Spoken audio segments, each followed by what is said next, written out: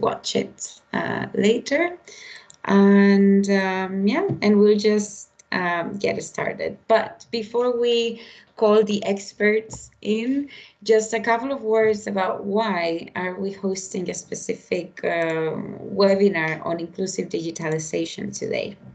So, well, the transition to a more digital society and to a more digital Europe has been ongoing for many years now. And we all know that technology can give us access to information, to knowledge. It can expand our abilities, change the way that we communicate with each other. But in the face of COVID and everything that we've experienced in the past year and a half, well, the role and the perception of technologies has changed, and the pace that it was taken has really accelerated. We could say that none of us would be here today if it was not for digitalization, allowing us to connect, to communicate and exchange knowledges from different countries, different time zones, all connected here today. But we cannot forget that this implies certain knowledge in the use of technologies. It involves having access to these new technologies, having access to internet, and that is not always the case, or not for everyone. Nowadays, 42% of Europeans do not have sufficient digital literacy to tackle the new challenges of the digital transformation. And we are all very aware of the great divide, digital divide, that is involving gender, as we know that women have less access and make less use of technologies than men. There is also a gap involving age, as older people or older adults also have less access and they do less use of technologies. And then the rural versus urban areas, as the access to high quality internet and high quality technologies is not in every region. So, well, considering that we see a great need of making digitalization more inclusive for everyone, and the EU digital strategy is on that. Right now, it is aiming to make the digital transformation work for people and businesses at the same time that it helps to achieve the goal of climate neutral Europe. And of course, there is a great potential for jobs and skills in the digital era. It is a priority in the EU, and we think that it's a great opportunity that we gathered today here, many different organizations with different expertise, working with different kinds of people, to share some of their good practices on inclusive digitalization, and to hopefully inspire some of your work and to make some connections in the future that can turn out in new solutions for this digital inclusion. So that being said, as I was saying before, today we want to introduce you to 4 members of our network: Inercia Digital, SkillLab, Blue Room Innovation, and Digital Inclusion. They are all members of our network. They are experts in this inclusive digitalization and are doing some great work on it. So today we're just going to give them the floor and to listen to the work that they're doing. To start with, I think that we have Maite Guerrero with us from Inercia Digital. Maite, welcome. Hello, Silvia. Good afternoon, everyone. Good afternoon. Okay. Can I start sharing my screen? I'm allowed to do it? Absolutely. Yes. Okay, sure. thank you. I'll stop sharing mine. Okay.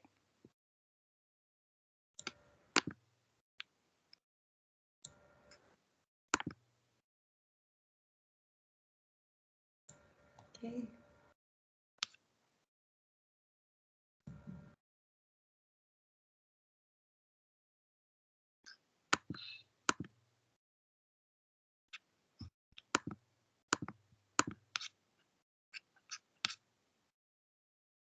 Maite, I think we cannot. Silvia, yes, can you? I don't know if you can share because I think I'm having problems sharing it. So no problem. Yeah.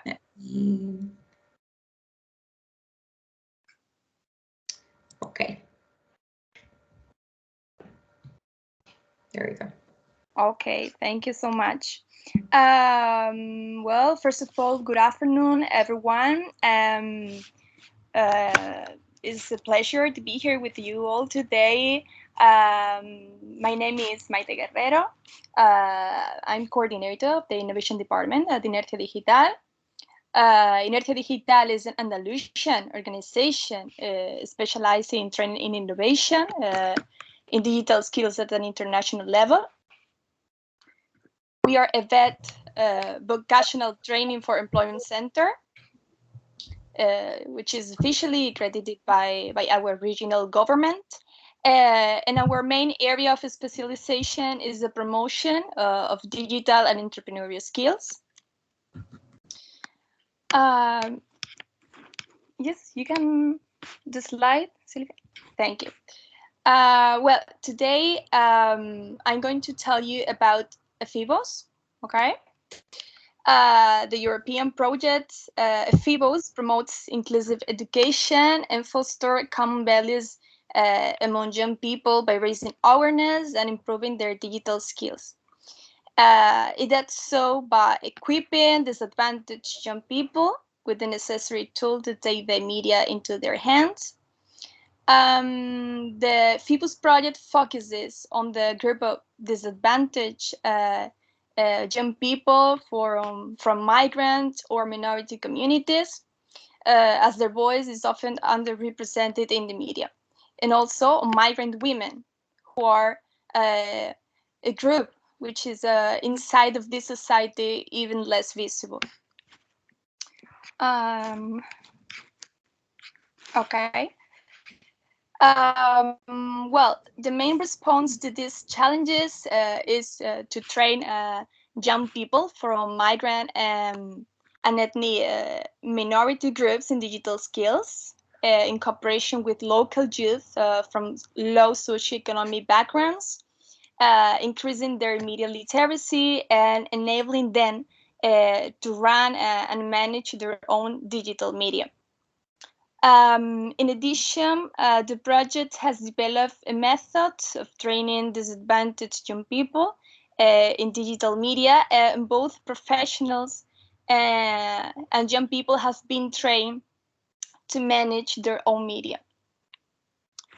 Now that we know more about the objectives of the EFIVOS projects, I want to present you how we have achieved these objectives by going through the results of our project. Okay, well, the first result is a methodological manual that has been created on how to create teams of young journalists who run their own online newspapers. This methodology is the non-formal learning practice on media and information literacy. So it provides guidance for social and youth workers, tutors, and media professionals to support these young people from disadvantaged socioeconomic backgrounds in media activities, and to encourage them and equip them with competencies to participate in media production as digital media creators. How? Well, by managing their own e-newspapers. Well, based on this methodology, we have developed a series of trainings. At first, we proceed to the training of the professionals, teachers, social workers, and among the objectives of this training were to develop the accurate skills that the professional team needs to master and approaches to build a great team.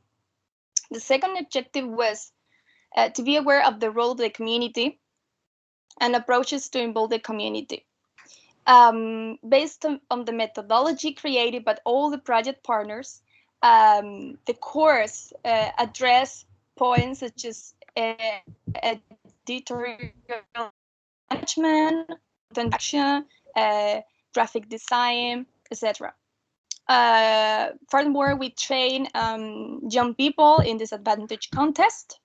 Okay, this action consists of developing the skills of young people from disadvantaged backgrounds, immigrants, refugees, low socioeconomic status, to work with digital media. In other words, they have appropriate training on tools such as Canva, WordPress, YouTube, article writing. It's worth mentioning that while the training of the professionals was international, the training of the teenager was local, with each project partner training about 20 young migrants. And for the training of the professional, we met Maria Arroyo, who is the coordinator of international voluntary programs and projects, and founding member of the Thalassa Youth Association in Madrid. So eager to continue with this adventure, she told us that she knew about a school in Madrid that might be interested in participating in this project. All thanks to the values and knowledge that we promote. So the training took place at the school in Madrid, at the Colegio Luz Casanova, which is an institution within the Carabanchel Foundation, with 20 participants from different nationalities. It was Spain, Syria, Romania, China, Honduras, Brazil, etc. Well, and the third, but not least, result of our project is that TNG news. Okay. I'm going to explain what is the TNG news. Well, it's a newspaper that we, the project partners, created with the main aim to implement the acquire knowledge gained through the trainings. So here the participants have chosen the categories of the e-newspaper and have already started to post their first new items. Well, altogether, we would like to reiterate our heartfelt thanks and ask you to echo the result of the project that I have illustrated here today. Also to share the result of the project with other organizations, colleagues, to publish on social networks what we have told you today, and share that way your contribution and participation in the project. So please feel free to tag us in order to reach even more young people with fewer opportunities. And well, in the same way, if you want to collaborate with an e-newspaper by writing an article, for instance, so please send us an email. Okay, you can see the email, the contact email at the bottom of the screen. Okay, so you can contact us. I think it appears the last slide. I don't know if it is there, Silvia. Yeah, I think so you can see it.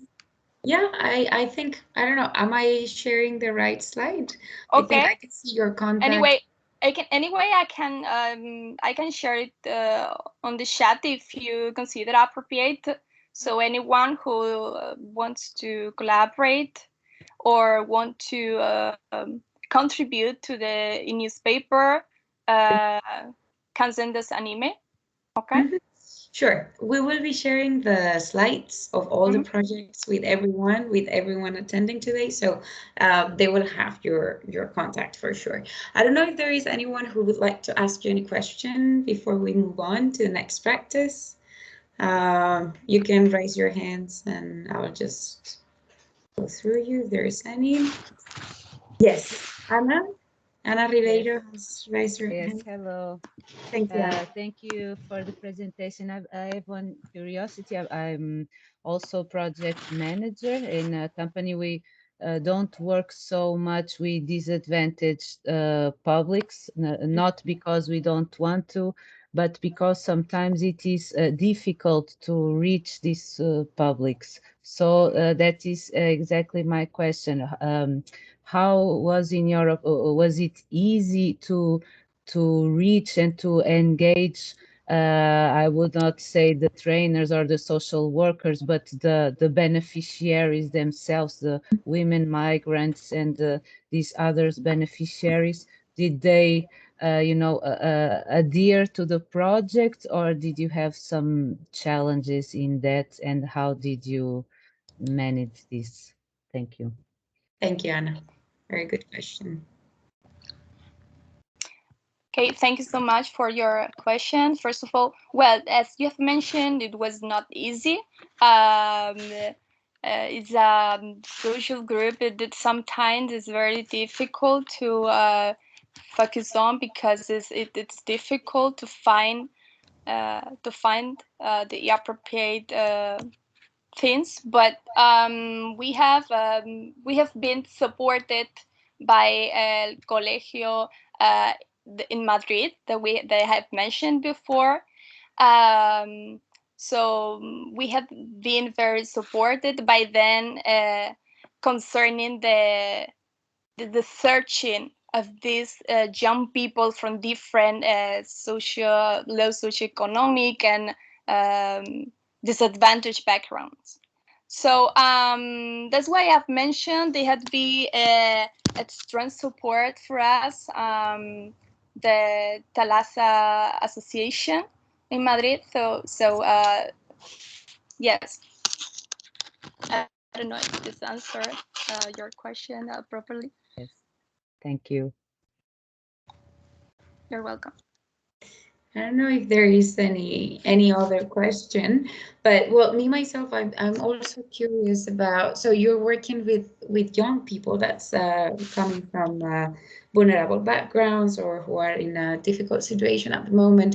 I'm wondering which were the level of digital skills they had when they entered the program, and which were like the main skills that you strengthened through your project. So where did you put the focus? Because I'm sure they were probably mastering some of the skills, but to others there would be like harder work to do. So I don't know if you can explain us a bit more, where did you focus, especially during this training that you said you conducted with young people? So what was their level and how did you support them in further developing their skills?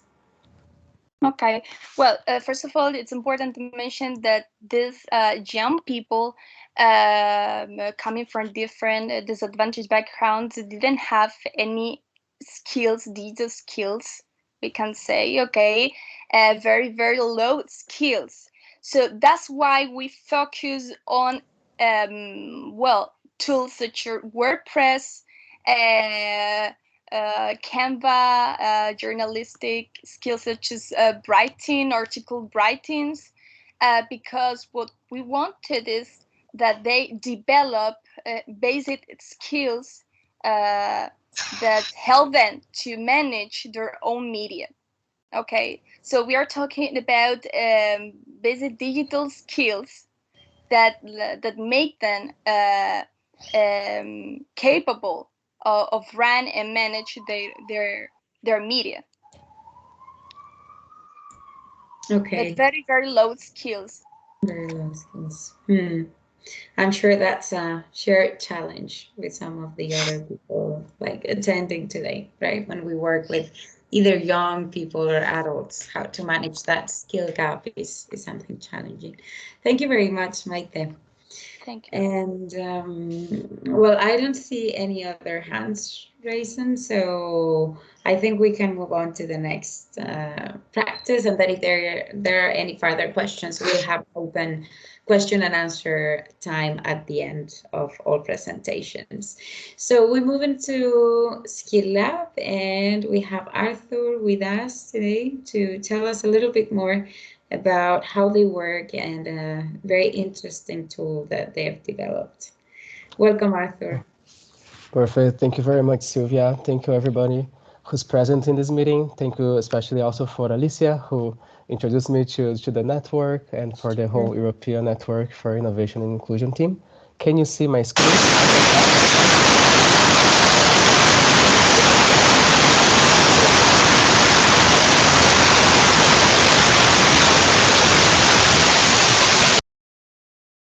Okay. We can see your screen, but there was a terrible noise coming out of your microphone, so I turned it off. Sorry. Let's try. I don't think it was my microphone. No? Though. Ah, okay. Okay. No, I thought it was if yours. Okay. no, that's okay. But we can try again if there is from my No, microphone. it sounds good now. Just if you can make it full screen, Yeah. then that's perfect. Thank Perfect. you. I'll start presenting here. So again, thank you very much for this opportunity of speaking with you.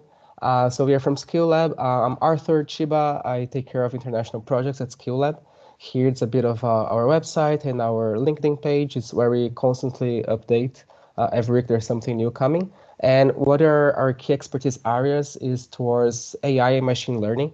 So we aim to do personalized career orientation at scale, which might sound even a bit personalized at scale, but it's literally what we try to do, especially helping organizations towards inclusion of marginalized populations into the labor market. And of course, digitalization and inclusion. I'm going to walk through a bit about what we do, and we are based in Amsterdam in the Netherlands. So SkillLab, we are a social enterprise, so it's not a specific project. We've been around for a little bit over 3 years. And what we try to do, we try to help organizations that are mission-oriented to help them empower their beneficiaries, their users, into turning their skills into decent working and lasting careers. Just a bit in terms of the history of why SkillLab was created. We were created a little bit after the refugee crisis in Europe, where there was a wave, especially of Syrian populations coming to the continent. And we were seeing that the skills that the people were having before coming here and the kind of jobs that they were able to be placed when they were placed, it was not, there was a huge mismatch. There was a huge loss of opportunities in terms of what these people actually could do and where they were actually being placed. And we were thinking, how can we use technology in the favor of especially these workers that are faced exclusion from the labor markets? Because we know that it's not a lot of times about the skill set you have, sometimes about the networks or the certifications of where you've gone. And we wanted to change that. So basically, we developed an artificial intelligence solution that helps to answer two main questions. First of all, what are the skills that people have? Hi, can you still hear me? Yes. Okay. So what are the skills that the people have, and help them capture the skills. And the second part is understand how the skills can dialogue with different careers. And especially when I'm going to go a bit into the details, especially in this case, for example, of the refugees and migrants, that's where we started our core SkillLab. It was really helpful to show other solutions for what they could do in their host community. So after these 3 years, what were the kind of target publics that we have worked the most is everyone that is facing exclusion, especially women and youth. So for example, we just had a pilot project in Latin America together with Hayas, and where we saw that especially women were benefiting the most from our app, because our app believes that skills are acquired through very different paths. You can do a 9-to-5 job, but also if you're working at home, you still also have skills that should be taken into consideration when you're going for another career move, for example. And youth is the same kind of bucket in terms of, yes, you might not have any formal work experience, but what have you done informally in terms of hobbies, volunteering, and also not to mention that many times career orientation, which is basically what we do, becomes a luxury into many different realities and contexts. Migrants and refugees, as I was telling you, it was our core target audience in the beginning. It's still something that we work very strongly, especially because what we have is an application that has already 27 languages. So that helps quite often, especially, for example, you are a refugee that just speaks Arabic and you are in the Netherlands and you can use the whole application in Arabic, for example, and have your CV already in Dutch.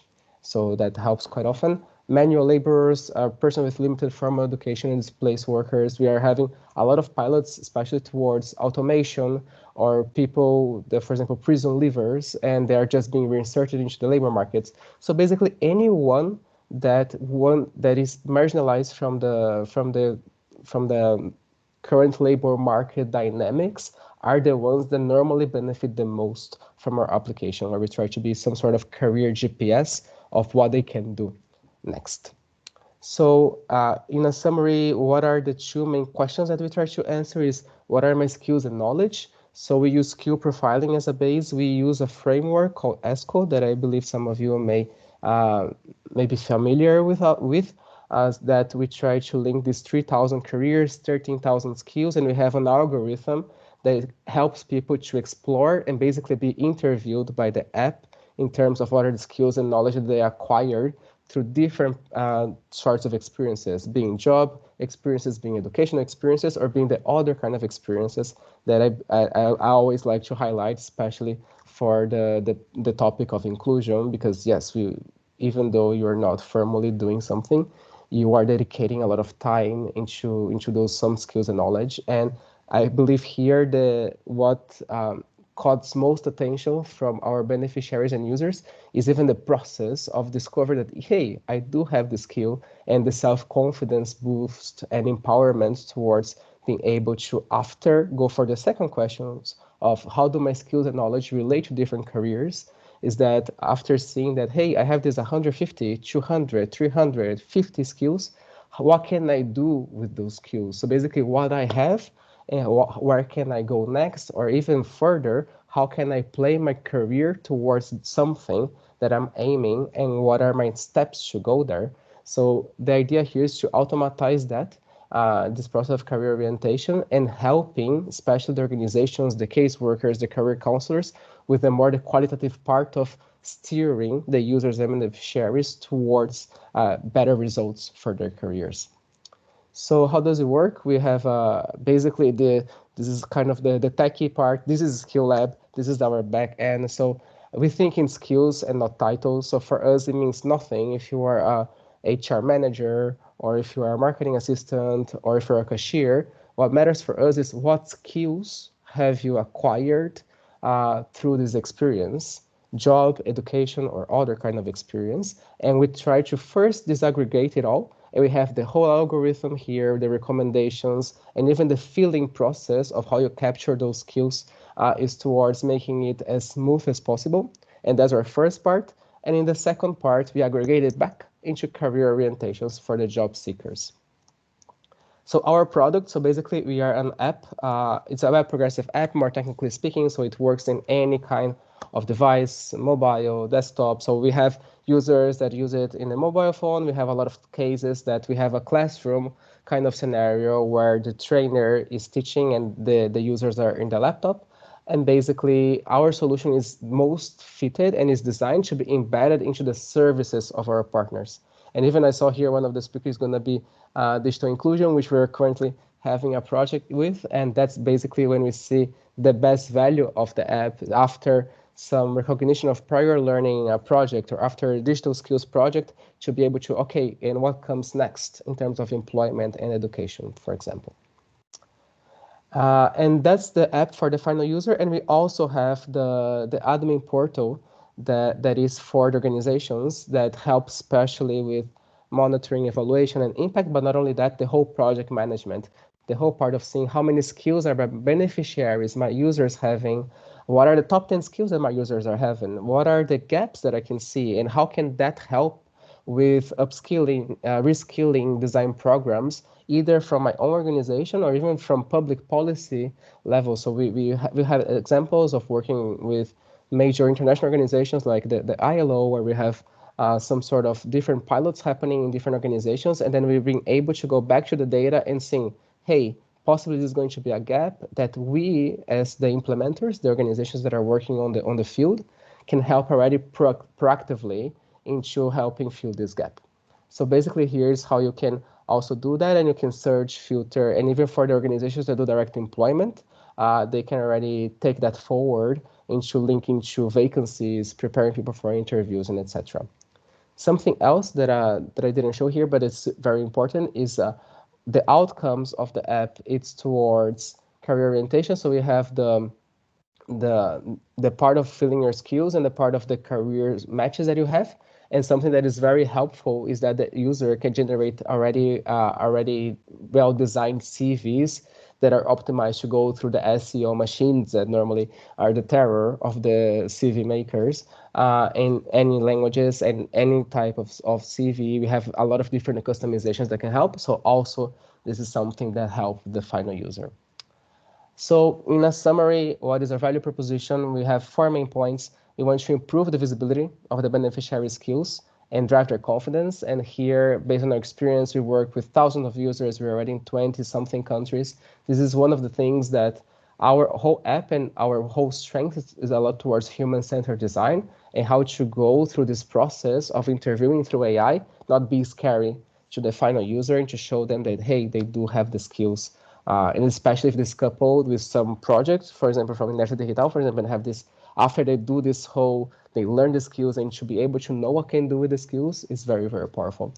Deliver personalized career orientation to people of different backgrounds. Again, we work with very different use cases. We work with unemployed youth, to migrants and refugees, to people that are going for community college and don't know where to start, to working a lot with municipalities and help with placement of people that have been out of work for 6 months. And basically what we want here is to help whoever is doing the career orientation to be more efficient and focus more on the coaching itself.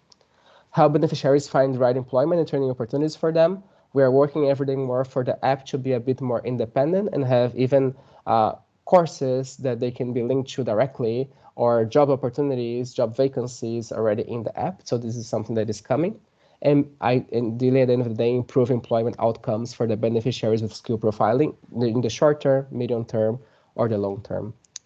Here are some of the user testimonials that we have in terms of, it's a lot about increase the confidence in the skills and showing what they can do. And the idea is we have some use cases also in our website that you can go there and download.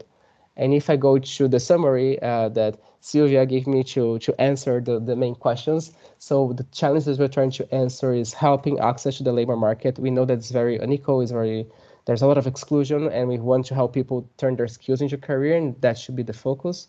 Our target group, we're working every day more with different target groups, so ideally any job seeker.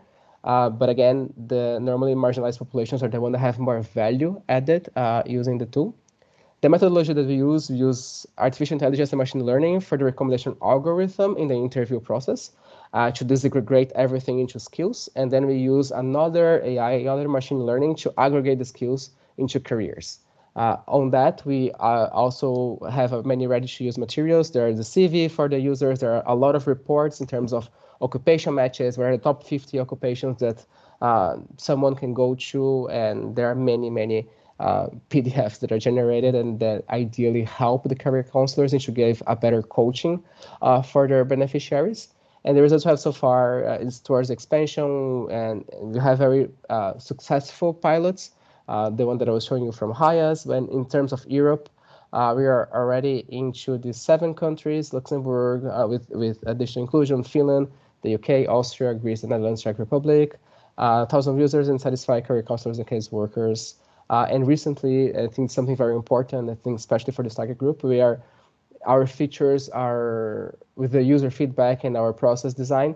We currently have an impact measurement feature that is helping us to track, and most likely soon we're going to have some studies of okay, and what happens next in terms of using the tool, in terms of employment, entrepreneurship, or just going for training, for example, or what sort of training it is. And in terms of calls we have participated, we are starting to participate every day more into EU calls. Anything related to digitalization, inclusion, career services, marginalized populations.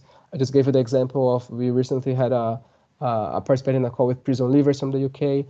We always are working with migrant integration as well.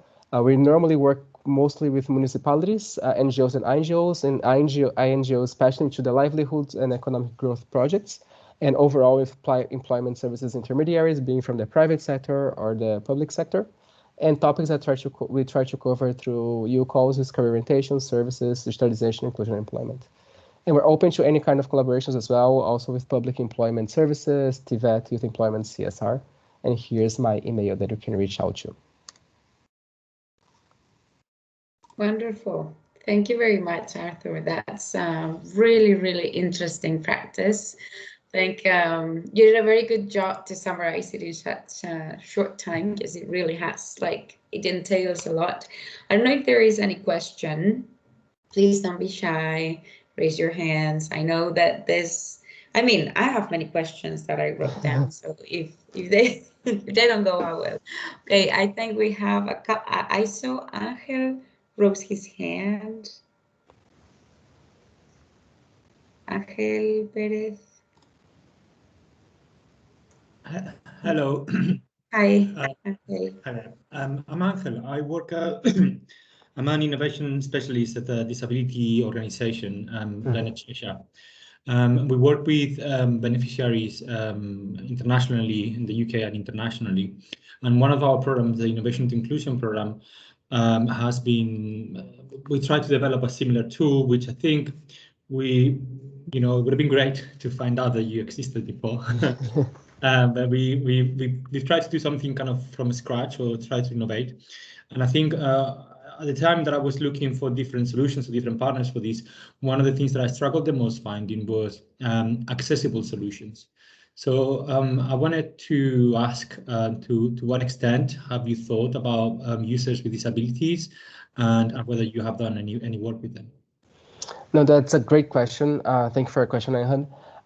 We are always thinking, and we are also having conversations with many organizations that work specially with disabled persons. If I'm being 100% honest with you, I do not think our tool is 100% accessible yet.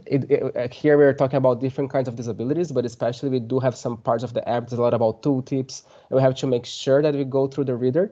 What we're waiting mostly is for a partnership with someone because our user base so far with not people with disabilities, we're using for a partner with it, so we can develop the roadmap together, also to gather the feedback.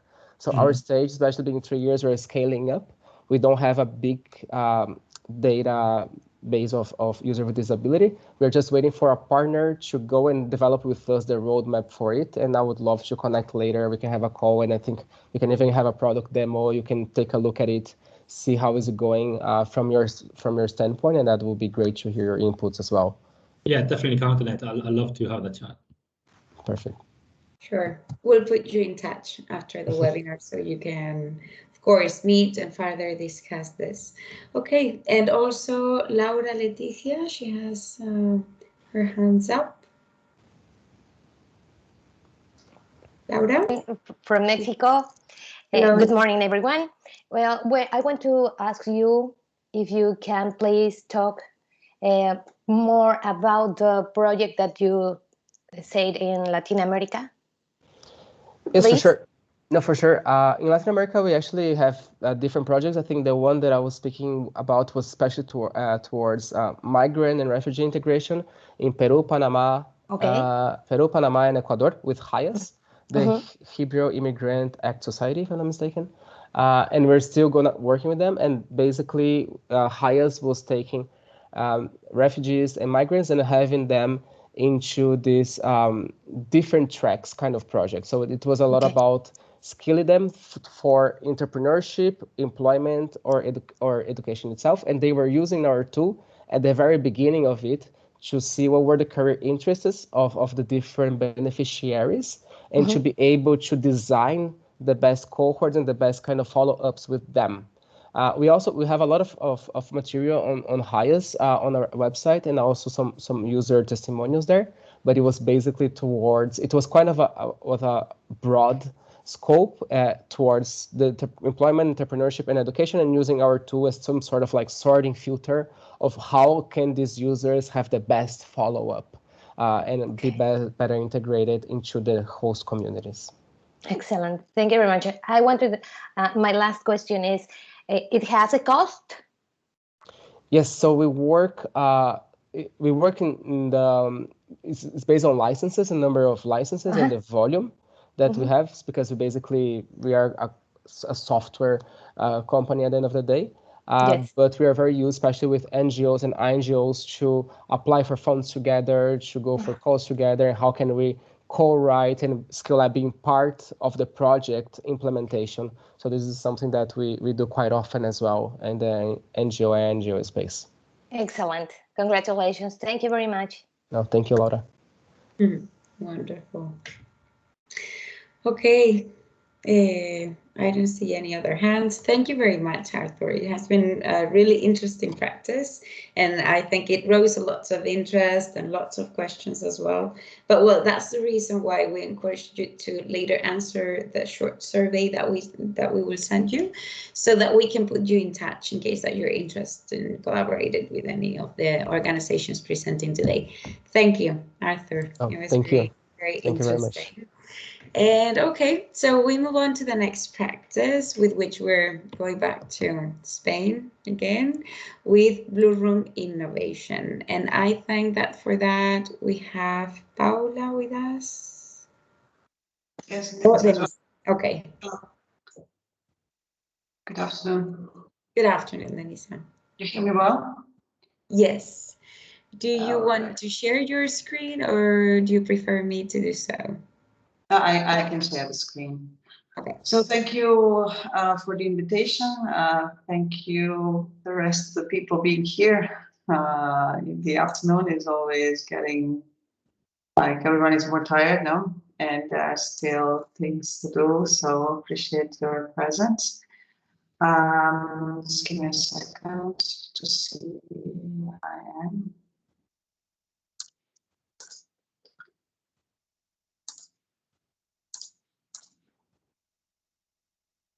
Yeah, I think I'm sharing the complete screen, right? You see the presentation?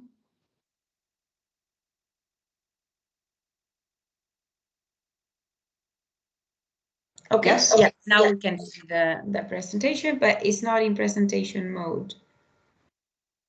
Yeah, but I have a double screen, so it's a bit.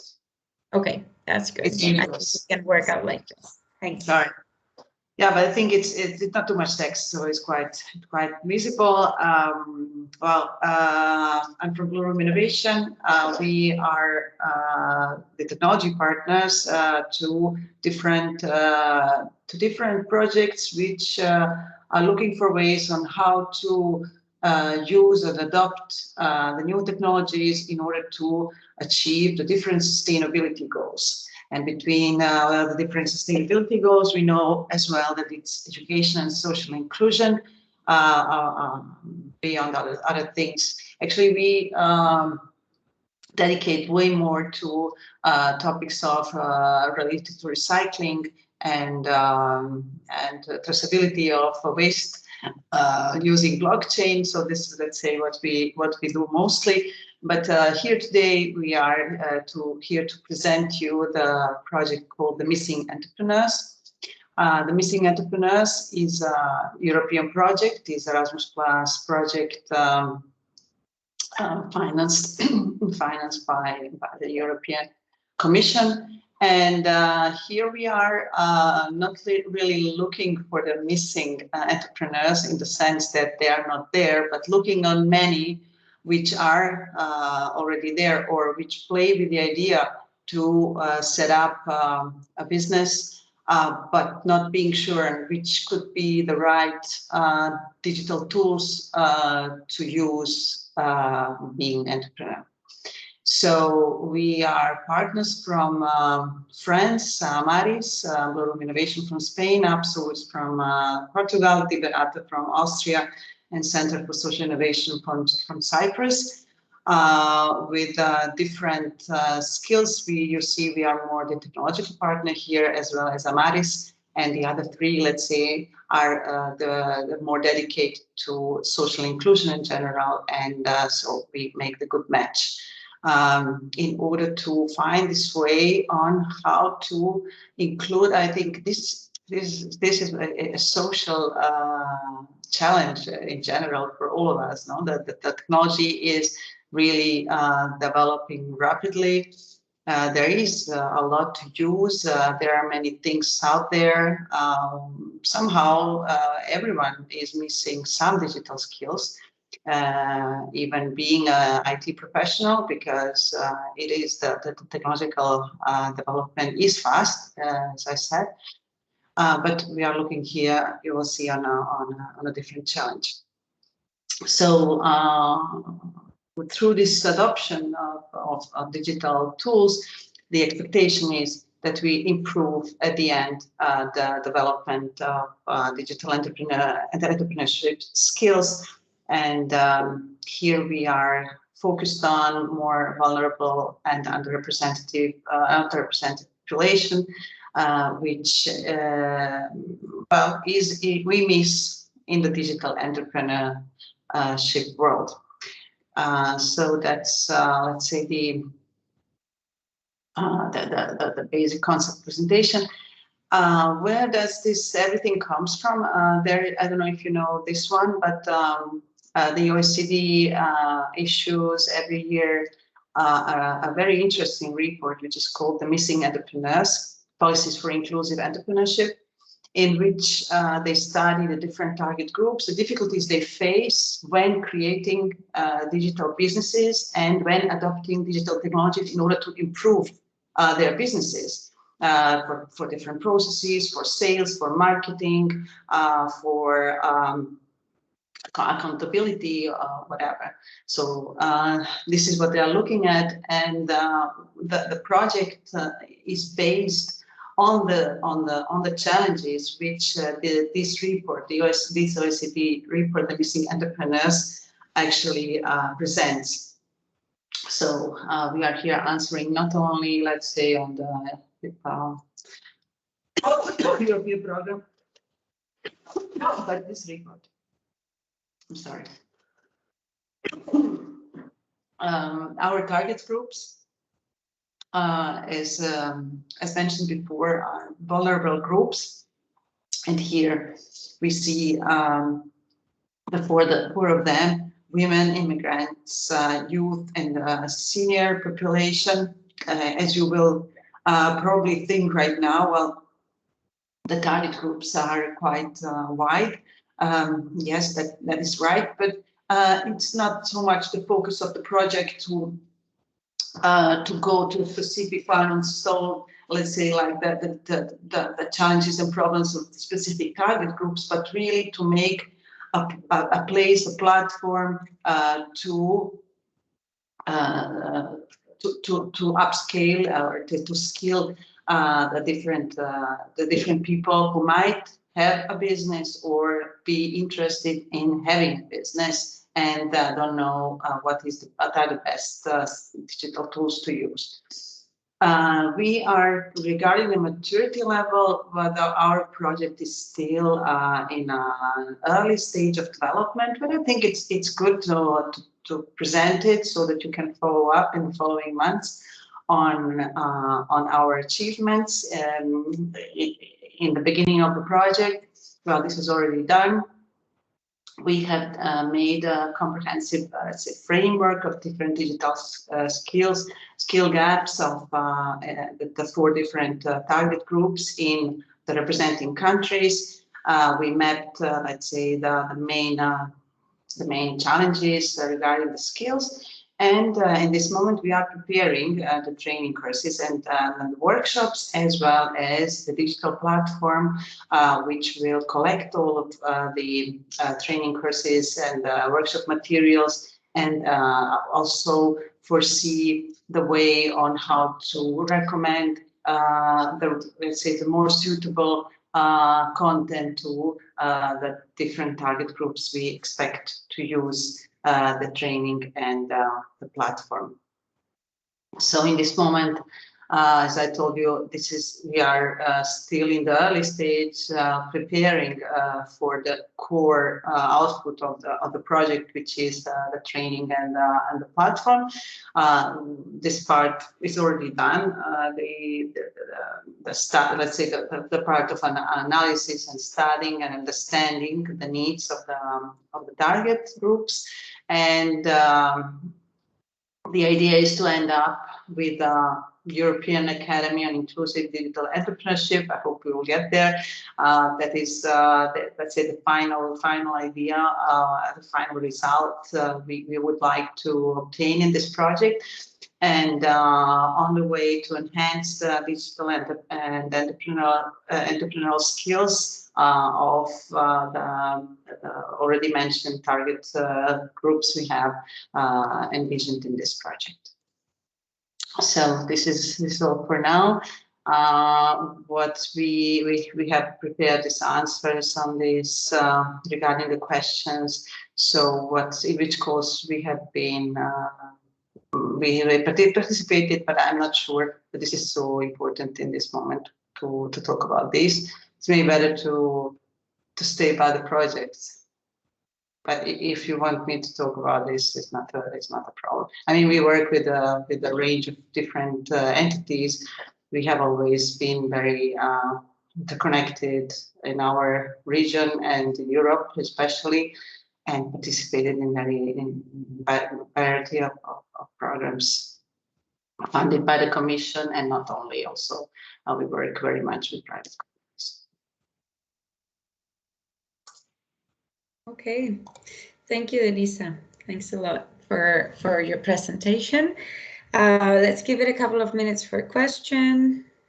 If anyone has any doubt about what you share, I think it's well, definitely a very interesting project. And I was wondering maybe if you could tell us just, I know that you said the project is still at an early stage, but I think it's very interesting, this European Academy on Digital Entrepreneurship that you mentioned you aim to reach. I don't know if you envision it somehow, like if you have if you can give us a taste of how do you think it will be, and what is the main idea behind it? Mm-hmm.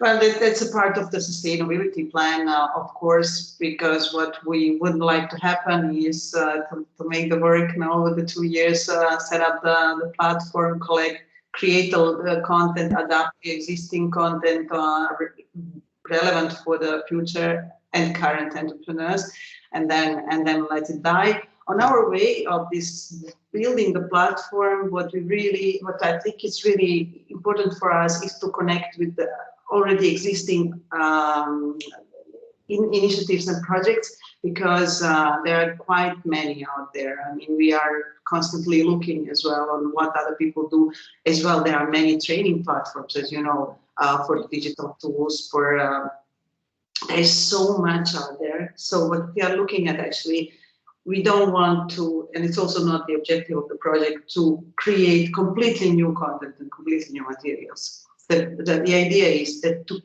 prepare only the materials we cannot find, or and to try integrate the existing even trainings. So that would be ideal. This has its difficulties for different reasons, as you know. No, it's because maybe sometimes it's a different style. Maybe on the technical level, it's very, very difficult to integrate the different platforms and the way how they are set up.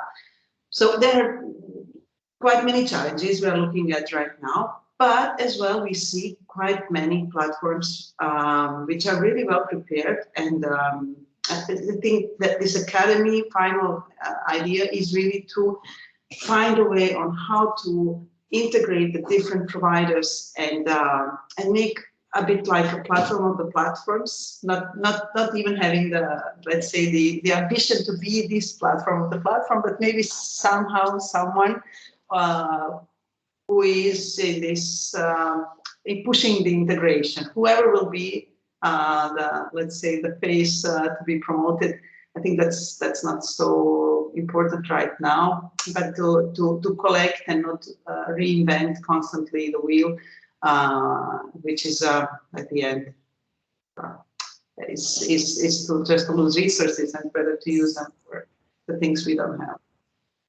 Okay. Good. So when is this project finishing? Like how long is it? Well, we have at least 1.5 years to go. 1.5. Okay. We have some time, so it's still early. It's always good to get to know the idea while it's developing, so we can stay tuned and see the advances on the. Of course, now is the moment to connect to our social networks and to start to follow us, and I invite everyone of you, because I see here the other 2 examples were somehow related, at least in the way how they work to us. So I invite them, and all the others. I don't know what they do, but they are here, and somehow they can collaborate with us to at least follow us and want to see if we are going to have something interesting enough at the end that we can then seriously talk about the collaboration. Wonderful. Thank you very much, Denisa. Thanks. Thank you. Okay, so I think that we have now one more practice, the last one of today. It's actually a practice that has been awarded as one of the good practices of the 5th call of good practices from our network this year, and it's from Digital Inclusion. And I think Rose is going to be with us for the next minutes, and she's going to explain us a little bit more about DigiCoach, which is the good practice they are presenting, how they work, and all the great work that they have been doing on this topic on digital inclusion. Thank you, Rose, for joining us today. I think we cannot hear you, Rose. I'm not sure if you're muted, maybe. That's fine. Thank you. Yes. Thank you very much, Sylvia. It's a pleasure to be here. And I'm really pleased to be able to talk to people across Europe about what we do here at Digital Inclusion, especially on our DigiCoach project. I'm going to preface this by saying that there has been some very loud drilling. So please tell me if there's a problem with the audio. At the moment, it's silent. Fingers crossed it will stay that way. And since I'm the last one of the afternoon, thank you everyone for staying in. I'm going to try and keep this to 15 minutes so that we do not have to try and keep our eyes open without coffee. So I'm going to share my screen. Let me just see if this will share. Okay. Hang on. Let me see. Can you see that? Or have you got the just the presentation? Yes, we get just the presentation. Fantastic. Thank you very much. So we are Digital Inclusion ASBL. We're a non-profit based in Luxembourg, and the key expertise areas that we are specialized in are digital literacy training, holistic solutions to digital literacy lacks and access as well, and social integration in the local community. So we work only in Luxembourg. We're very local. We started about 5 years ago, and we started initially looking at digitalization from the perspective of access, which means we started by looking at, can people get access to the digital world? Do they have smartphones? Do they have a computer? And we actually started up by refurbishing donated computers and giving them to people in need. However, that activity soon led us to realize that people need much more than just access to a machine to be digitally literate and to be really integrated into the online world. They also need knowledge, and depending on where you come from and what your background is, or even just what your life experiences have been, you may have very different levels of knowledge concerning those things. So, I'm going to do a quick introduction. DigiCoach is one of our key projects. We have others, including our social reuse programs, which is the material refurbishment that I mentioned earlier. And we also have a community workshop and a volunteer learning program, which looks more at the side of volunteers learning to apply the practical skills of repair and refurbishment to material that we receive. I won't be talking about those today, but you can find out more on our website, which is digital-inclusion.lu, and that is on the last slide, I believe. So the DigiCoach project is a 2-year project, and it's jointly financed by the European Social Fund and our local partner, which is the Luxembourg Ministry of Labour. We did previously have a successful project that focused on digital literacy training, but it was a smaller scope than the one we're currently delivering. Basically, the project offers digital literacy through in-person courses. So that can be anything from your very first starter steps with a computer through to using more popular software such as Office and Word. And it also includes training in different languages, in particular Arabic, Tigrinya, Persian, English and French. And there are also courses for women only. We also do job coaching, which is individual one-on-one sessions with our job coach, and that's in 2 languages, and employability classes that look at the digital skills necessary for entering the workforce. We finally have our language lab, where we use online language learning software to help support people in their language learning. In Luxembourg, languages are a huge barrier for people who want to integrate socially, but also join the workforce. We have 3 languages that are the official languages of Luxembourg, but also English. So we have Luxembourgish, French and German as our official languages. And then we also have English as business language, which often you will need depending on your sector. So people are often asked to have at least 2, sometimes more of these languages to get a job. So it's a big part of what we do today. And these offers through DigiCoach link into our other projects, our reuse activities, and also the community workshop and our volunteer learners. So DigiCoach itself began because we had already identified that there was a severe need in terms of digital literacy learning. Lack of digital and language skills pose significant barriers to social and employment integration in Luxembourg. That's partly for what I've explained with the languages, but it's also partly because we have a highly digitalized society here, and we assume a basic level of digital literacy. We assume people know how to use a computer or a smartphone, and we assume that they know how to maintain an email and how to surf the web with a certain amount of security and to understand interfaces. These are all things that we learn, like we learn any skill or any language, and not everyone will necessarily come with those skills already. Additional challenges that DigiCoach addresses: teaching language. So because we have so many local languages, new arrivals, particularly refugees, will often be given free language classes from the Luxembourgish state. But while they're getting that, other training is often only in local languages, which can really hinder them accessing other training before they've mastered a local language. By providing teaching language for the largest migrant groups that we see here, we allow them to start accessing other skills and learning other skills that will help them integrate faster without having to wait until their language reaches a certain level. Gender, our services must be accessible and welcoming to women. And that's been something that's been at the core of the project really since it was founded. Location and capacity. So this is a more technical challenge that we face, which is that we have classes where in-person delivery is absolutely essential for some of the people we see. They can't do online courses. This was less of a problem before COVID. And obviously during COVID, the limits and restrictions on whether we could have people for in-person classes, etc., caused a much bigger block for us because we couldn't automatically move online. But that is something that we have successfully addressed. So our target group is first of all adults. We do not provide specialized youth services. We are looking at working with people who are aged 18 plus. And we started very much from serving a migrant population. So DPIs and BPIs, essentially asylum seekers and refugees, were the sort of groups that we started working with first.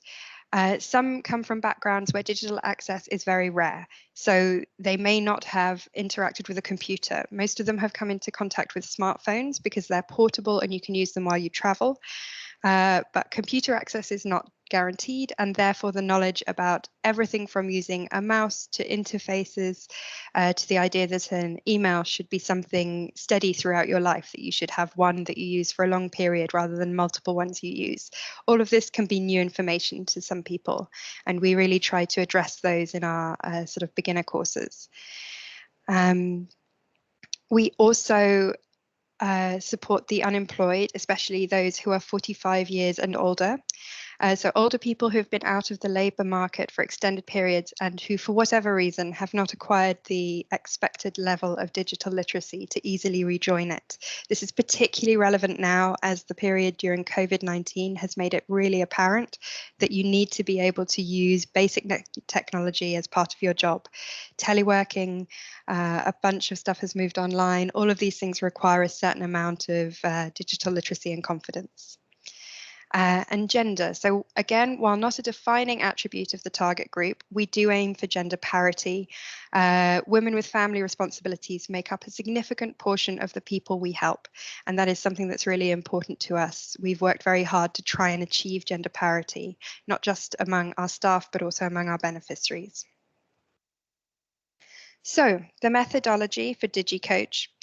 Activities are delivered in person in our classroom where digital access cannot be assumed. So that means that we have a classroom fitted out with computers where people can come and learn to use them.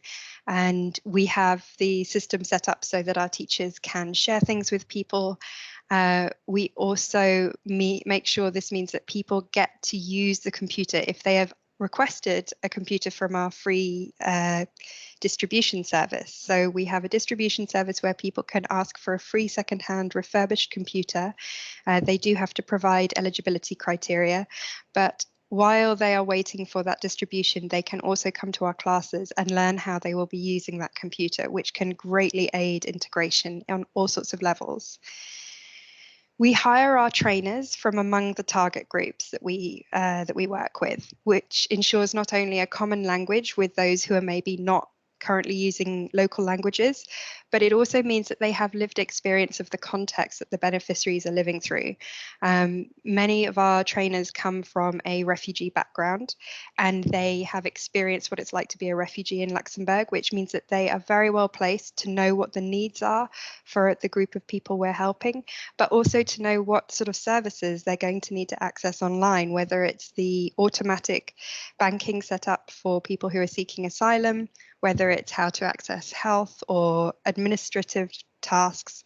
All of this is incredibly useful. We do have gender parity as well among our trainers. Digital literacy is taught in key languages for migrants, so that's Arabic, Persian, Tigrinya currently, as well as in English and French. And language provision is flexible, so we do change as we see groups changing and we see intake changing. We try and adapt to that. So we have taught overall in over 10 languages over the last 4 years. These are the 5 we're currently providing, but we're sure to be providing other languages next year as well. We have a centralized syllabus which describes course structure and content. So that's everything from the very first steps with computers up into more, not advanced, but more intermediate levels, such as using Word and Excel and PowerPoint for presentations. However, each course is adapted to the group in that classroom at that time. And our trainers are very good at adapting to the needs of each class because they can be incredibly different depending on who's in the classroom. We see significant variance in pre-existing digital skills levels, and that can be within a class of 10 people. So the reuse project, where you receive a free secondhand computer, and the volunteer learning program, where you can learn practical hands-on computer refurbishment skills, are both complementary to the training, and that drives cross-project engagement among beneficiaries. We see a lot of people come for a computer, go to our classes, or maybe be interested in volunteering with us and learning some practical skills, and then deciding actually they're going to need a computer of their own.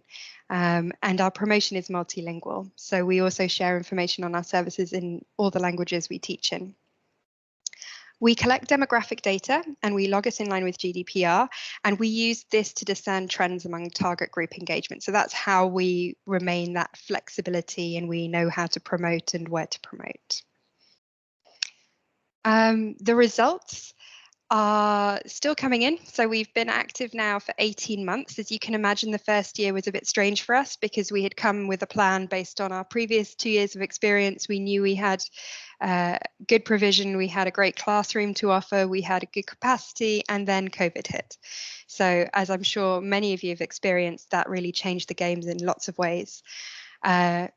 So as of June 2021, 18 months into the 24-month project, we've achieved quite a lot of the target up to that point, and an average of 77, just over 77% of the total target. And we're really hoping that we will be able to just squeak in at 100%. And that is really bearing in mind that we had a 4-month period in 2020 where our classroom couldn't be used because I'm sure you've all experienced we were in lockdown.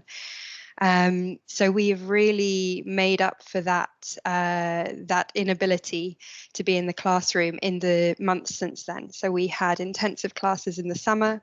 Because our 25-person classroom could only hold 10 people, we've put on more classes. Our trainers have been amazing and very flexible at providing that extra capacity. In the summer, we have a 3-month period where we do intensive classes because often that's when children are home from school and that's when the language courses provided by the state are not running. So we can give people more intensive courses, more choices, and they can do lots of learning in the summer if they have time then. We had 738 individual participants in the first 3 semesters. That is before our summer school of 2021, so that will have gone up quite significantly. But as I said, COVID-19 has really impacted us. So we have 40% of our original in-person capacity. And as I said, online formats are not a blanket solution for the target groups we work with because we cannot assume they have that access or the knowledge to use it. However, engagement with our digital literacy in-person activities and the language learning, which is using the language learning software to support language learning, and that's moved online.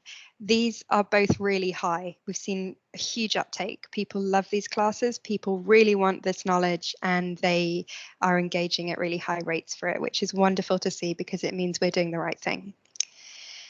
Participants gain practical skills whose impact is immediately apparent in everyday life. So this is something that we really love seeing in our work.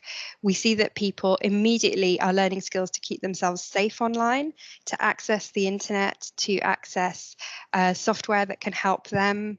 One of the big things we see is that children have to do a lot of their homework online now, and that is something that their parents are now, after coming to our classes, may be able to understand more, may be able to help them if they don't know how to do it. It's a skill that really benefits the whole family, and it's something that we want to make sure everyone has access to. As participants develop digital and language skills, they can progress to our employability classes, building on their new skill set, and that is really designed to orient them into looking at the Luxembourg labour market. And actually part of our employability offer with our job coach is working with SkillLab, who Arthur did the presentation a bit earlier, and there we've just introduced SkillLab as an extra online tool that people can use to try and help them orient themselves in the local labour market. Finally, when we first offered digital training, we saw a split of roughly 90% men to 10% women. That division after several years is now closer to 60% men, 40% women, and actually it's closing into the 50s now. We promote digital autonomy and for women, and one of the ways we have achieved this is by having gender parity among teaching staff. So teaching staff include women who act as role models for the people in the different target groups we address. We have women-only classes, and those are often designed to help women understand their rights in the employment market in Luxembourg, as well as basic digital literacy skills necessary for employment. We also, where possible, offer children a seat in the classes. So that really depends on capacity, it depends on what's safe, but we do offer women with children the possibility to bring them into the classroom so long as they are able to not disturb the other students. We really want to challenge the idea that digital skills belong to a male sphere. It's very important for us to make it very clear that this is for everybody. And without these skills, no matter who you are, it really puts you at a disadvantage, and it puts your family at a disadvantage. That's been made incredibly clear by homeschooling under COVID-19. So I'm sorry, I think I have managed to mess up the way the final slide shows. So what I'm going to do is I'm going to come out of that and stop sharing.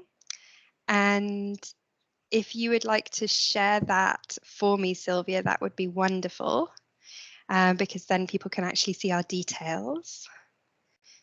So I'm stopping sharing.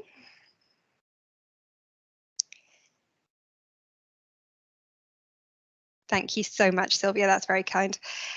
So yes, if you would be interested in collaborating with us, I'm going to direct you directly to our president, Patrick de la Hammett. He handles all collaboration interests.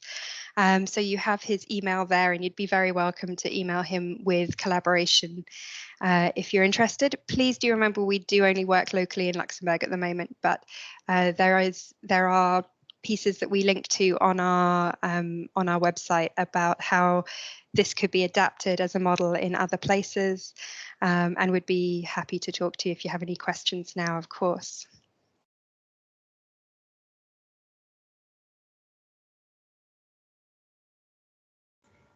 Thank you so much, Rose. That's really, really interesting. I think it's really a wonderful example of how to make digital inclusive, right, to everyone. And especially, I agree, it's really challenging to have started doing that during COVID time. So congratulations on the results. And one that I think is particularly surprising is the engagement rates, because that's something very difficult. I think that we adults are not easy to get engaged with anything.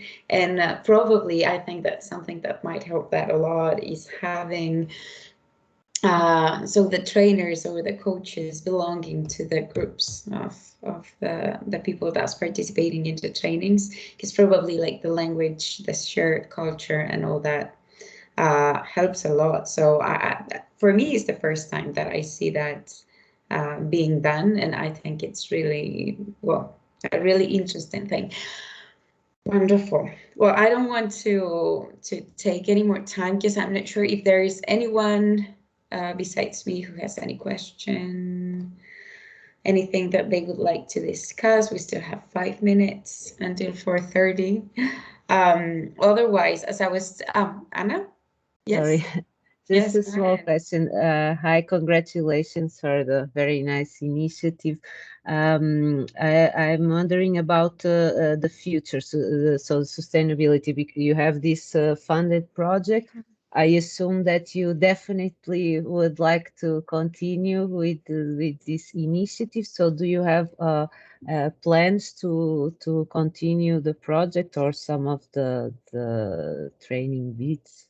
Yes, so we are lucky in that because we'd already done a project that was somewhat similar but really demonstrated the need, and then we developed it more in this project. About halfway through this project, we started looking for funding for ongoing. And we have been able to find a national funder who we hope to be working with certainly for the next year and hopefully in the future to deliver these training. And hopefully we will also be able to start offering in more languages again, because we know that there is a market for this in multiple languages. That's partly just the local context. Luxembourg, there are a lot of people from a lot of different places and a lot of languages spoken, but it's also something that I believe can easily be adapted to your local context, especially if you're working with migrants. We have found, I'm just going to go back to Sylvia's point, which is that we have found that hiring trainers from the backgrounds of the people we are working with is hugely effective. First of all, they really understand what those people are going through. They understand the context and the needs. They have a huge amount of passion. We're incredibly lucky in our trainers. They are very, very hardworking people who really want the best for the target groups, and they meet them in a much more equal fashion. I think sometimes, unfortunately, between training and the people who are delivering a service and the people who are receiving the service, there can be a sort of feeling of active and passive, even if that's what we all strive to not recreate. And I think we're lucky in that we've been able to make sure that it feels like a much more equal exchange in some ways. Okay, well, thank you, everyone. I'm going to, well, just warm up, wrap up, but I'm going to give the floor to Alicia for some final conclusions, some final thoughts before we leave.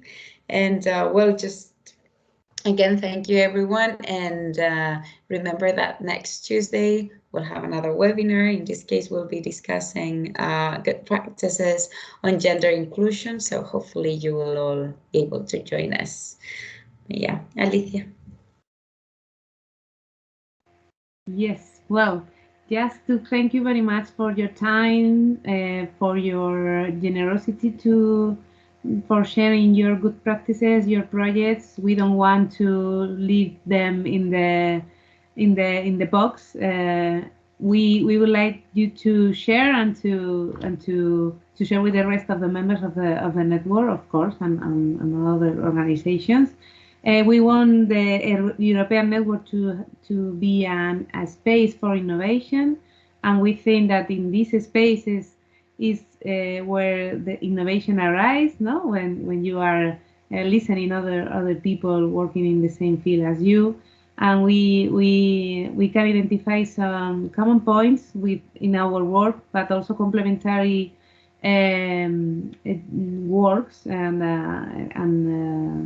projects.